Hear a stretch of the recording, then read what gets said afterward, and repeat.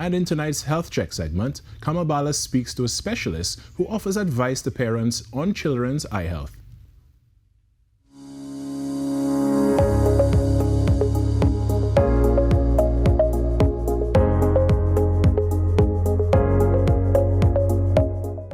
Children's eyes and visual development go through many changes.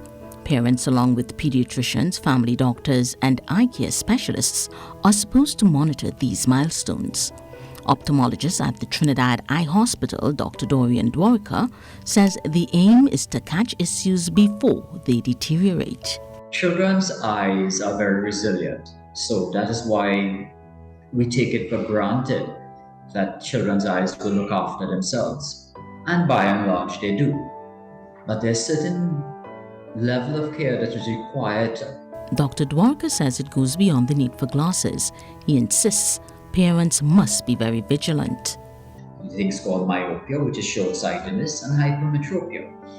So now another broad category of problems that patients can choose would be things which we call allergic eye diseases. For example, these children may be suffering from sinus problems, asthma, and so on, or other things related to the environment, and they now have red, runny, itchy eyes. Not only do they not see well, but it actually can change the shape of the eye and lead to severe permanent problems later on. He also points out that children who experience trauma to the eyes should be assessed.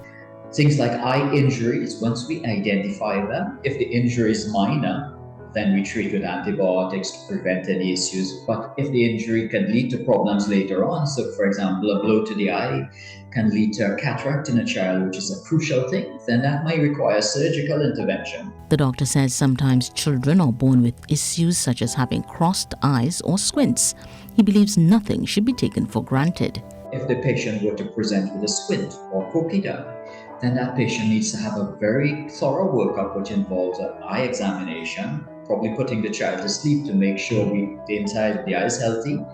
And sometimes it may require glasses to help correct the squint, or might require surgery.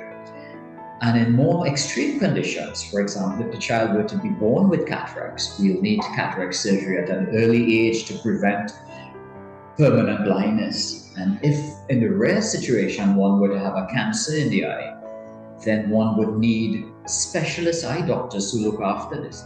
He says at 8 to 12 months, a child should have their first visit to examine their eyes. After this period, visits should occur annually. The doctor says from the time a child hits their 16th birthday, assessment should be done every 2 years. This ophthalmologist is hoping that more parents heed his advice and take their children to have their eyes examined. I am Ballah with your TTT News Health Check.